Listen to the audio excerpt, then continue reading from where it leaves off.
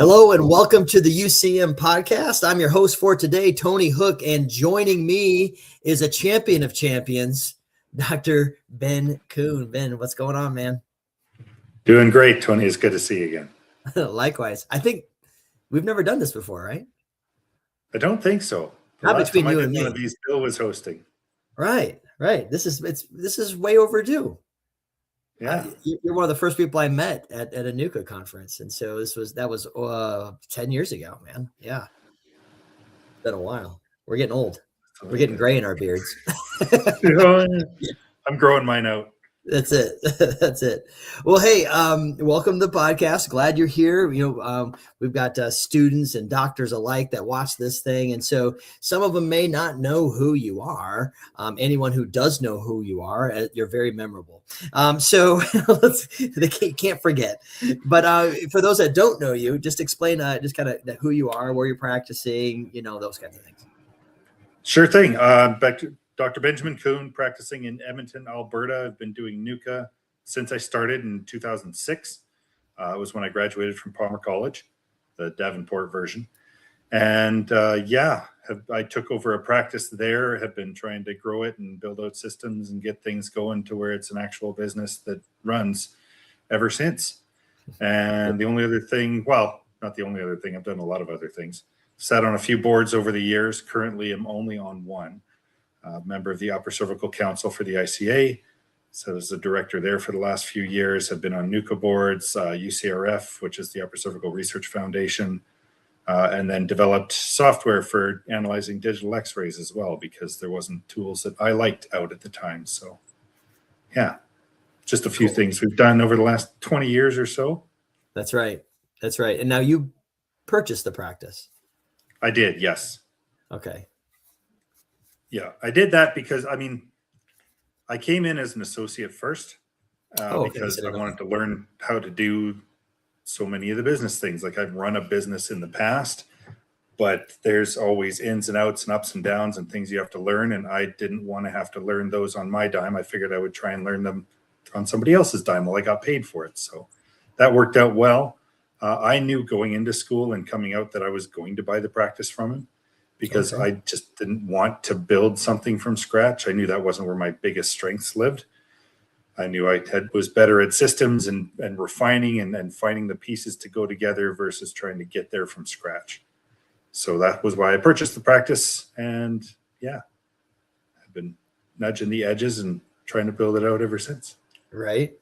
And just over the time I've known you, there's been some ups and downs, right? Obviously COVID was a big factor, and just kind of changed things, especially up there in Canada, and so all those fun restrictions and whatnot. Is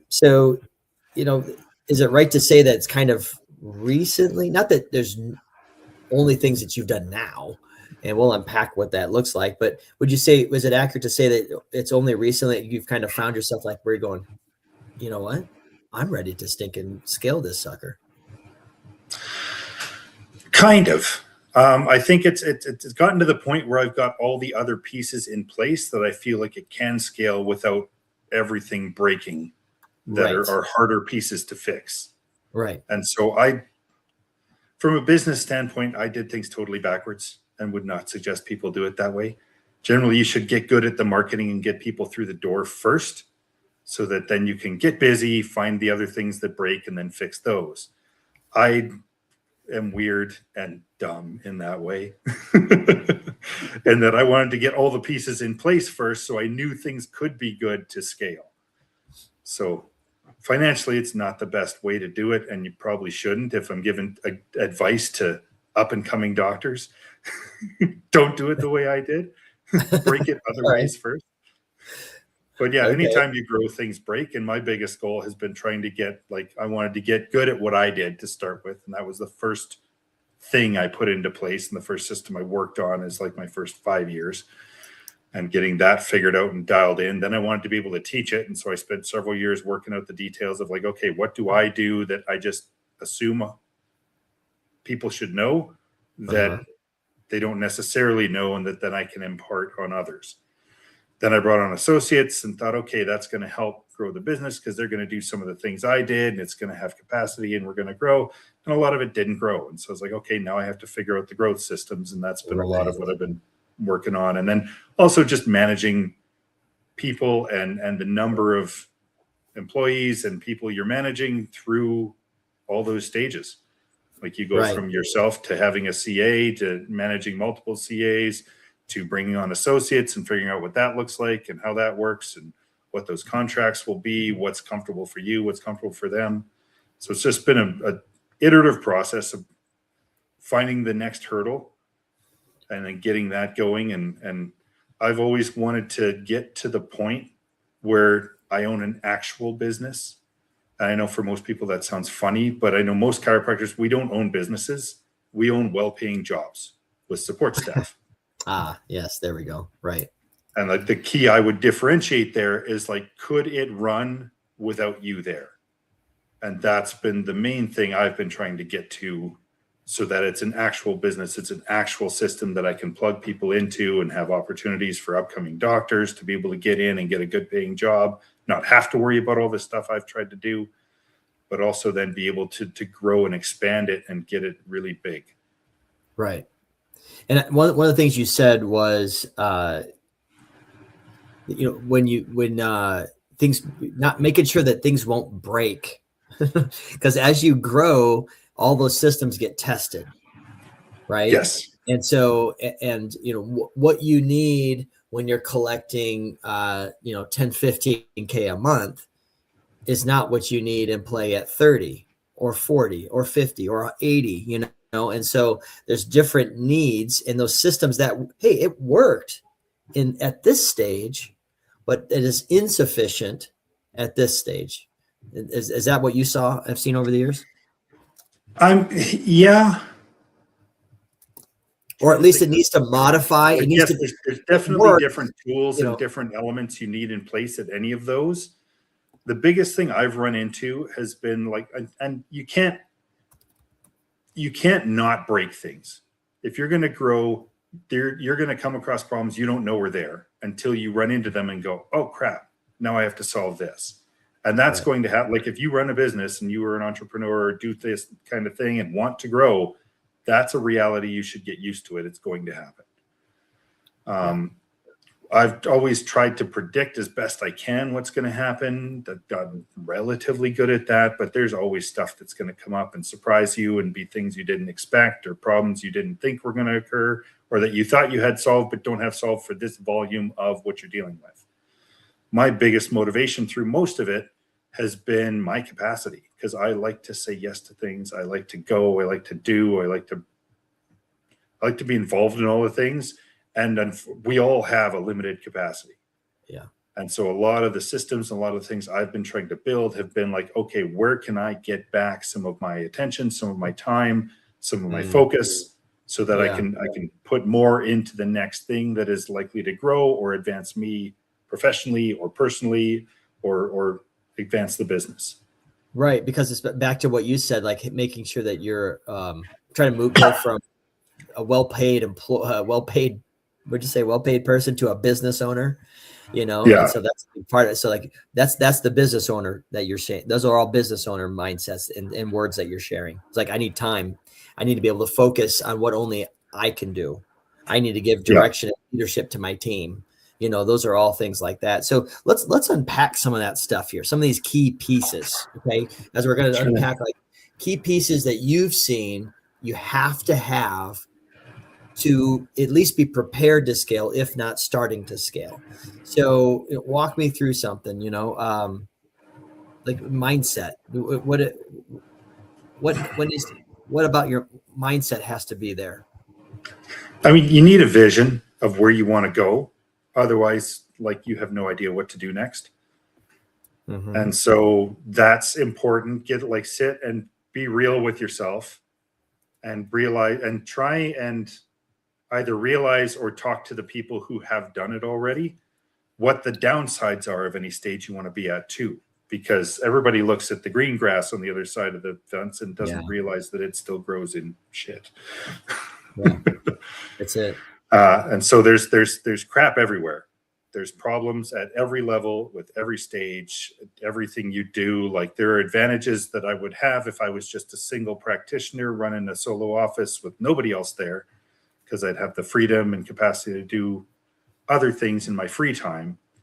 But it doesn't align with the vision I want of, like, my big purpose has always been like, I want to grow upper cervical. I want to grow the chiropractic profession. I think the best way to do that is by building things that people can look at and go, that's what I want. Yeah. I want to get there. I want to be there. And like, if I can do that in an upper cervical setting, then students are going to come up going like, holy crap, I want what that guy has. And if schools aren't teaching it, schools are going to start teaching it because the demand is there. So much of what I've seen and organizationally and everything else over the years has been like trying to force the demand, or force, like, let's make it available. Let's make sure it's there. And if people find out, they'll just come. And that's, I mean, you can get to a level that way, but then you stagnate. And that was how I ran the business for the first several years while I was figuring my own stuff out. It was like, if I just do a good enough job, the word will get out, more people will show up, things will happen. And if you go back enough decades, yeah, that was how it worked, because that's how the word got around. People talked and they would be like, oh, this, and like being your local Google was something people got pride in and did. Now everybody has Google in their pocket. And so there's a lot less personal pride that people would come to from being, you know, their local guide and being, oh, I know the good doctor and I know the good newspaper and I know the best coffee shop. Like now it's Yelp and Google and reviews. And so a lot of that's moved to online. And so I don't think you can grow the same way you did through the 80s and early 90s. Yeah.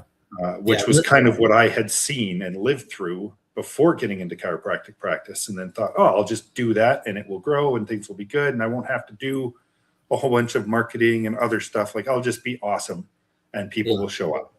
Right. And that happens to a degree, but it's not as predictable as I would like. You definitely have hot days and low times. Like I had months where I was doing 3 times what I did on my lowest month of the year. But then, so the lowest month of the year was half of what I needed to pay my bills. And that's not a very comfortable place to be for a practice or a person.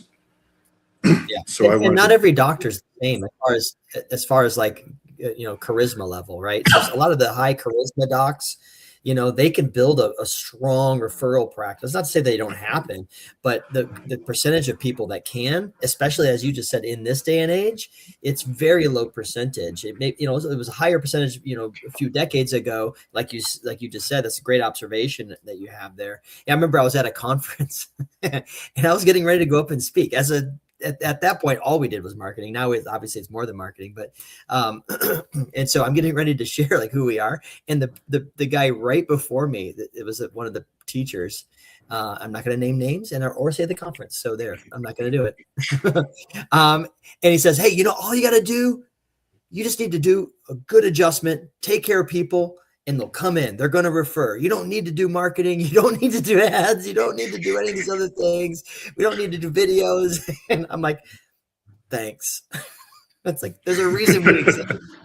You know? I was at that conference, I think, or at least I've been at a conference where that exact thing has happened. I'm like, the ones that know about you, yeah, they'll come in, but not the ones that don't know about you.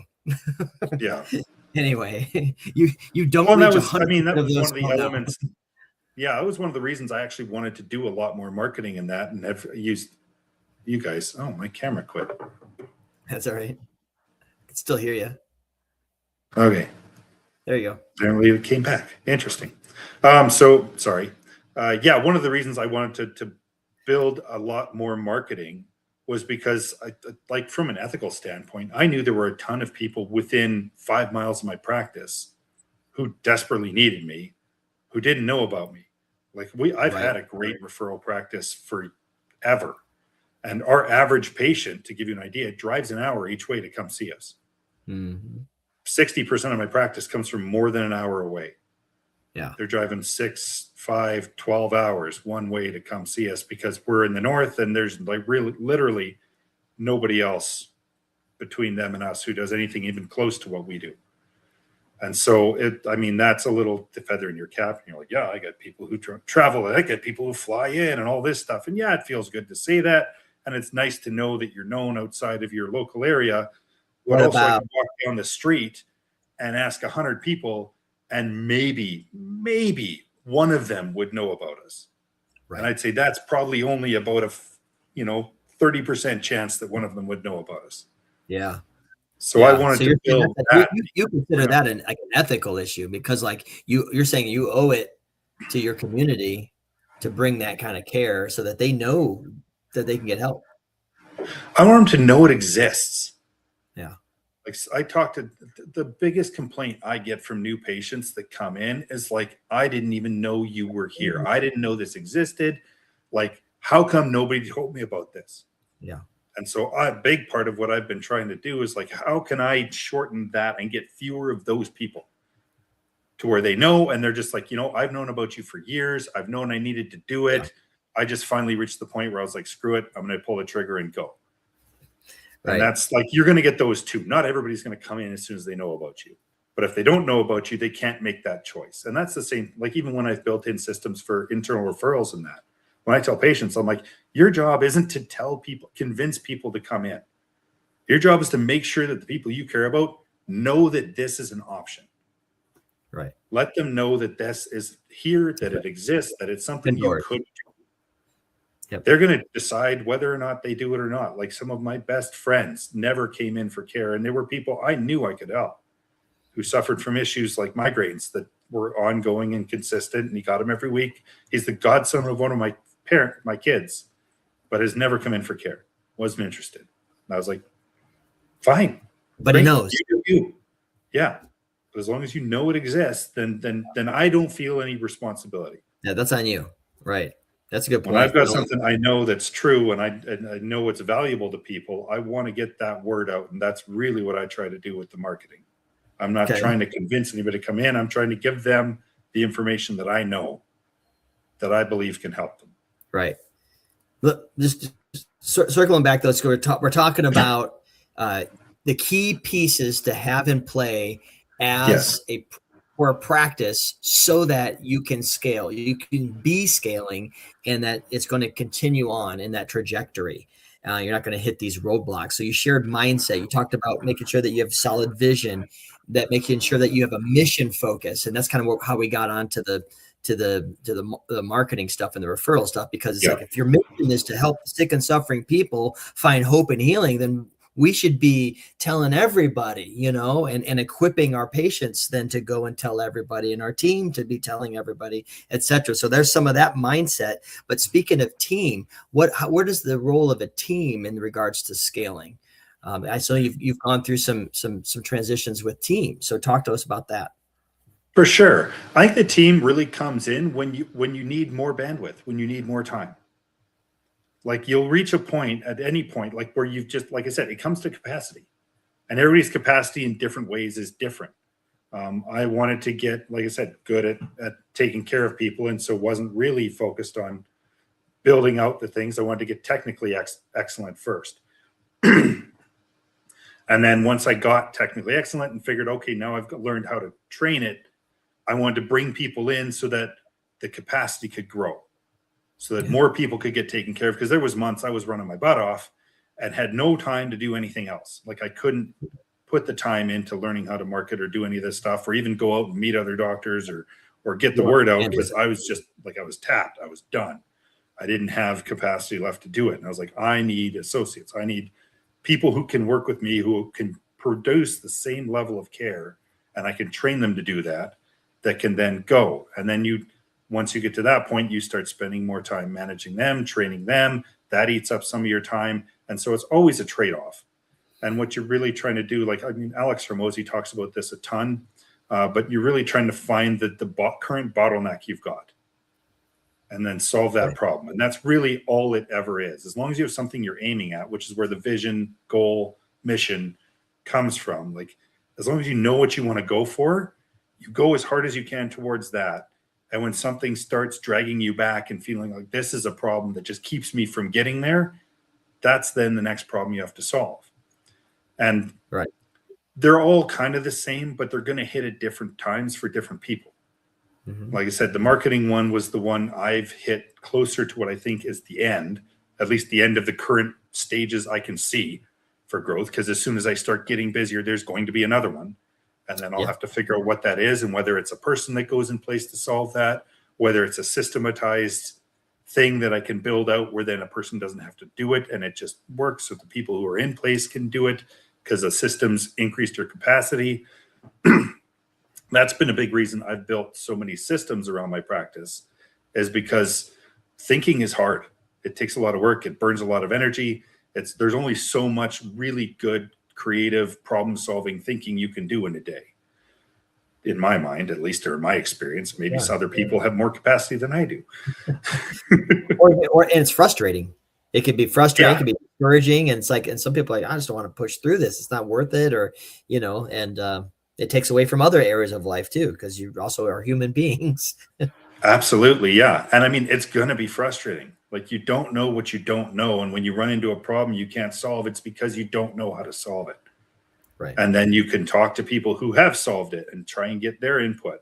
And then the hard thing there is trusting what their input is, because they're going to say things that don't necessarily make sense to you all the time, because they've been there, they've seen that, and they know the bits that get through it if they're good at teaching it, which is a big if.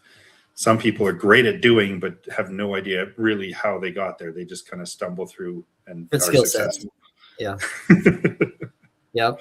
So we got mindset. You need to have the right team. You mentioned associates, but of course, CAs, front desk. I mean, you got to have the right ratio. And like you said, you look for bottlenecks. When there starts to be a bottleneck and a frustration, okay, that lets us know, hey, if you want to grow, you want to keep scaling, then there's got to be a solution for this little cog right here. This thing that was there, it's not working, and we need to either swap it or tweak it.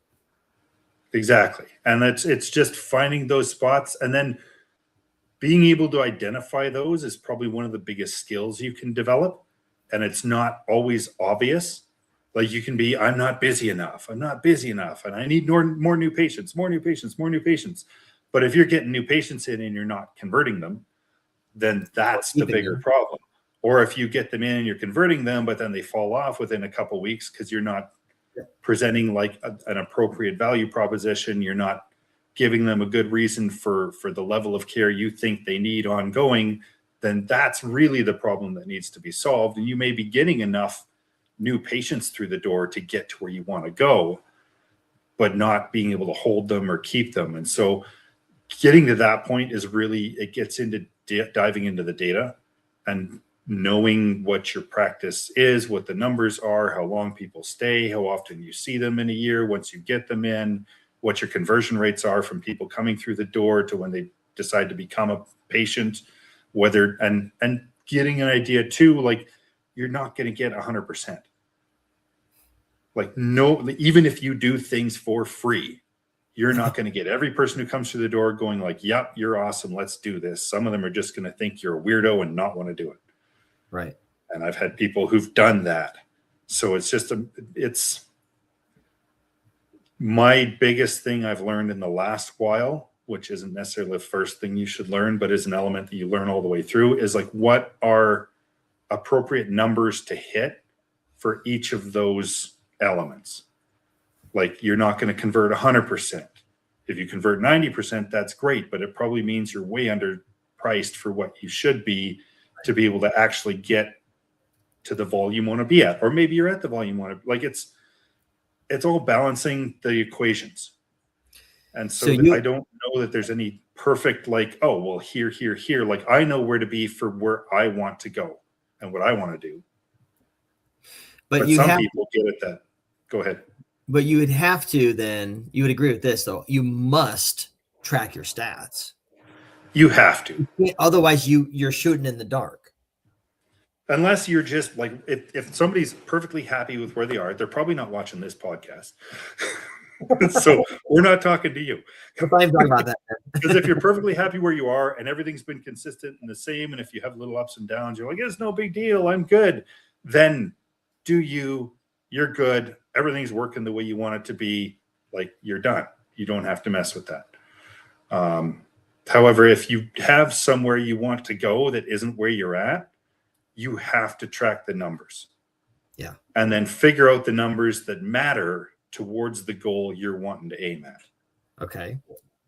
Yeah. And so if you want to take care of tons of people, like you need more people through the door. If you need more people through the door, you've got to be able to get the word out in front of them. And if you need to be able to get the word out in front of them, you either have to have the time to be able to go out and knock on doors or, shake hands and kiss babies and do it that way, or you need to have the time to be able to go and talk to other health professionals and get them educated on what you do so that they send you people, or you need to be able to have the money that the patients are worth to be able to pay to advertise to them in ways that will work to get them knowledgeable about you and get them through the door. And all of those are different problems you're going to hit that you're going to bang up against depending on where the biggest bottleneck is and what you're aiming for, which way you want to do it. Like if you need more time, you either need to be comfortable with making less money and taking more time out of the practice to go do that side in the short term to do it. But then if you only do it in the short term, it ends up with a bump and then it goes back down. And like you need something that's consistent and reliable. And so it becomes a balancing act of like, okay, how much money do you need to make? How much money does the clinic need to make? How many hours do you want to be open? How many hours do you need to be open? How many hours can you dedicate to other things? How much money can you dedicate? Like it's figuring out where those bottlenecks happen. And that's why I said, like, it's always about where you want to go and then where the biggest resistance is to you getting there and drilling down on that particular problem to be like, okay, how do I solve that problem? And do I have the time or the resources? Like, well, time is a resource. Do you have the resources to take care of it? Either financial, bandwidth, time, people to do that. And that's really just find the problem and then figure out how to solve it. So from a tracking stat standpoint, you can almost work backwards then. So you're starting off with like, okay, hey, I'm at 50,000 collections right now. I want to hit 75. Okay, well, how many care plans do I need to start? How many patient visits do I need? Right, something like that. You start there. Okay, to equal that. All right, good. To get that many care plans started, or that many visits, how many day twos do I have to complete? And then to get that many day twos, how many day ones do I need to complete? And then to get that, how many consultations do I need to do? And how many, or if I'm doing marketing, how many leads do I need to get that many consults, to get that many day ones, to get that many day twos, to get that many starts, right? But if you're not tracking any of that stuff, then it's not, that has to happen. And then like you mentioned conversions. And so like, where are conversions on each of those? And then, wow, we suck going from day one to day two. We got to work on our day ones. We got to solve that system. Right. That's what I'm hearing. Exactly. You say. Or, wow, I'm getting 30 new patients a month, but I'm not gaining anything. Well, then your retention, I guarantee, is not good. And you should be tracking that. Your retention sucks. So it's either a patient education system or it's, the front end expectations. There's no commitment for a care plan or whatever those things are. Right. And so those are all huge factors that you've started to implement as well. Absolutely. Yeah. And it's all that you nailed it on the head. Or if you want to go from 50 to 75, do you just increase your prices by 50%? Let's assuming, and that's assuming you could do that and all your conversions, everything else stays the same. Yeah. Like then, hey, you went from 50 to 75, you're done and you haven't done any more work. Hooray. But it like, does it match with all your other goals? Did you just want to go from 50 to 75? If you just want to do that, that's the quickest and easiest way to do it, assuming you can still maintain a relatively solid conversion. Yeah. Or you double it and you lose 50% of your conversions, but you've worked out to where it works out that way. Yeah. Most of us that I know in this work also want to serve more people, want to take care of more people. Like that's why you get into the work, is to help people. Right. And so there's that. Yeah. So then there's that element as well. It's like, okay, I could do, let's say I charge $100,000 per person to have them take care of. And then I'm just living life. I'm happy. I take care of 10 people a year and have $1 million a year practice and I'm set. It's like, okay, great. But are you happy taking care of 10 people a year? But what are you doing? Yeah. What are we doing here? What's really going on? If you can change people's lives and families' lives, then why aren't you? Right. That's back to mission. Yeah. So mindset, your team, tracking stats. You mentioned referral system as well. We've touched on that a little bit. We've talked about the new patient flow, right? Retention, education. These are a lot of different things. So having those in play is huge. But now, what about an aspect if we're talking about scaling? Okay, so what one of the things that you were kind of mentioning, you were saying I'm almost ready to 5x this. Yeah. Right. So like next level stuff. So like once let's say there's somebody watching this and there's places to start. Everybody, okay, I'm tracking my stats. I know what those percentages are. I know what our retention percent. I know our PVA and OVA, right? I know and CVA. Like I know all these. Yes, we've got a great team. They're firing. We're going the right direction. I think like, is there a turbo button? You know, like I think let's mash this thing and see what happens. Like, let's see what breaks. But like, hopefully everything's planned right. But like, what are we talking about here? Oh yeah. Like when I had mentioned to you or texted you there about taking it to 5X, like that's where I see my current capacity at, given the staff and the systems and everything else I have in place, is about 5 times what we're currently doing in volume. And so we're doing decently right now. We're not at the rate I want to be at yet. We're at like $50,000-$60,000 a month conversion, but that's growing currently, or collections. That's right. However, with the capacity we've got and the care plans we've got and the conversion, like when I've crunched all the numbers and gone, okay, if I could fill the schedule, if I could get enough new patients in to get everybody to where they're basically at their capacity, at 80% of their capacity, we'd be 5X where we are currently. And so it's a matter of like, okay, now how do I do that? Can I afford to do that? Are the patients worth enough to where we're doing that? Do I need to tweak anything to make that happen? Right. And so that's been the element we've been doing, where it's essentially figuring out my brain just hiccuped again. Happens to the best of us. And me. Well, yeah, there we go. And that's it. Well, and I hope that we can team up with that too, just to be direct. Yeah. Well, and I think that's been the case, and that's what I've really been doing with you guys, and been going on, and like we'll be switching up to the elite system here right away, where we're just going to hit the gas and start spending way more on ads, because I think that for where I'm at, and the thing, like I've tried the referrals and I've done the professional referrals, and like I've got all those systems in place. I've done all of those, and we get patients from all of them. But to me, the biggest bucket that can get thrown on to make things go is in the marketing, where you can just, if patients are worth enough that you can spend enough money to get them, that it's still worthwhile, then you can just throw money at that and just pour people through the door. And that's kind of the point where I'm at. I'm like, I think everything else is in a good enough place that I can't see where the next thing will break.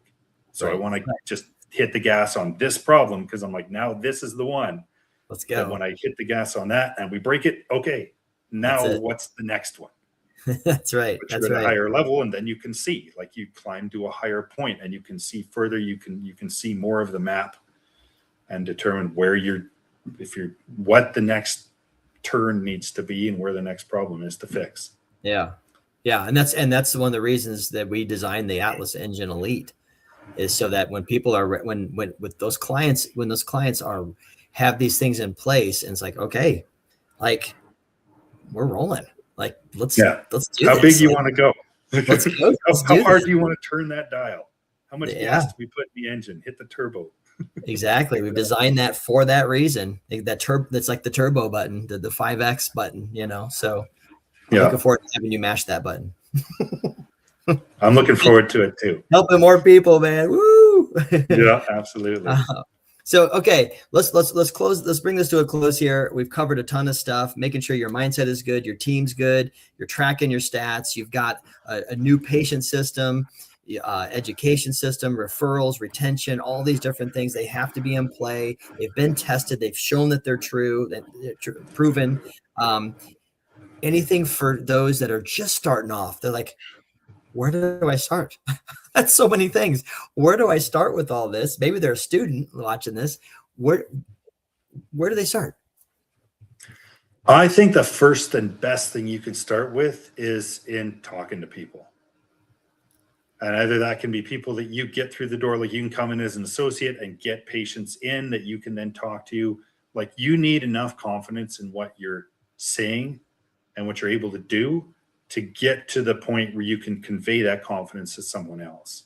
If you're not confident, you can, like, I can give you the script I say to patients when I talk to them, and you can take that and you can run with it, and you're not going to get the same kind of conversions or people who are like, yeah, let's go from that as I do.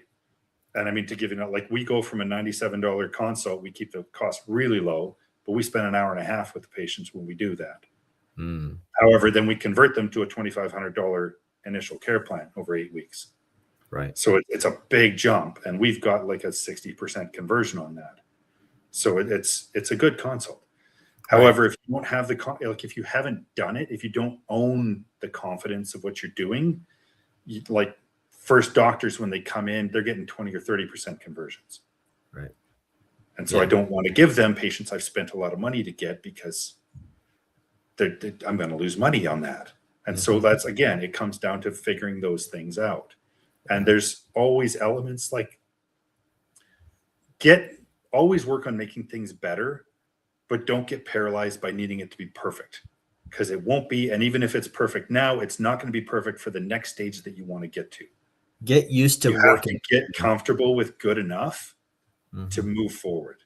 Yeah. And for me, that was a really hard one, because I am a perfectionist. I'm a details guy. I'm like, I want to solve the problem. I love math, because I'm like, if I do all the things right, it comes out perfect. It's great. I love it. Yay. But life and business and practice and patience don't. It's too dynamic. It's too dynamic. Yeah. That's good. So get good with good enough, and just keep working on the thing you notice that's not good enough. Right. And get it better. And then you might end up going back to something that was good enough before to go, well, that's not good enough now, and I need to get it better. And just fine tuning that. But I think the best thing for like a brand new student to start with and get going at is talk to people. Talk to everyone you can get your hands on. Talk to people at the bus stop. Talk to your friends. Talk to your family. Talk to the next person beside you on the plane when you're going for a trip. Like, talk to everyone and learn where you're losing people. Right. At least if you're talking about like what you do, what you're interested in, like about the care that you're providing, about the value that you're bringing into the world. Because really, any of us that are trying to earn money or run a business do it by providing more value to people than they feel they're paying for. Like, that's how you get better conversion. That's how you get people to come and talk to you. That's how you get people to come into your clinic. That's how you get people to pay for care. It's by presenting a value that is exceeds the price what they see you're charging for it. Yeah, that's it. I hear that, Hermosi. A lot of reps. I hear that Hermosi in there. Well, and it's just true. It's so true. It's so basic, right? It's so basic. But you're right. The confidence, because you got a patient sitting across from you, and you're talking about the care, and they're like, I don't know. There needs to be a transference of confidence to them, so they have confidence in you, so they say yes. Or your team, you're trying to lead your team. Hey, we're trying to go this way. Well, if you're not selling it to them with confidence, then they're going to go, yay, so it's got to be, it's all of that. So learning how to talk with people and share who you are and share what you do and be passionate about it and have that confidence that you're changing lives. That right there, you're right. I think that's ground zero, man. 100%. Yeah. And you can get some of that from books, from listening to people who've done it, from learning that, like, you can get some of it vicariously. Sure. But then you just, like, that gets you the first couple reps. Right. And then you just do as many reps as you possibly can, because the real confidence comes from having done it. Doing like, I can have a patient who suffers from migraines and is having one right now and gets them 3 times a week, lasting multiple days, where they basically got a migraine all the time. have them sit across from me crying and go like, I know I can help you because I've done it thousands of times and we do it almost every single time. All we do is focus on this. Yeah. Yeah. And then Yeah. you see the person start to have a glimmer of hope in their eyes finally, right? Yeah. You've seen that in our eyes if we came up to see you, man. Like Yeah.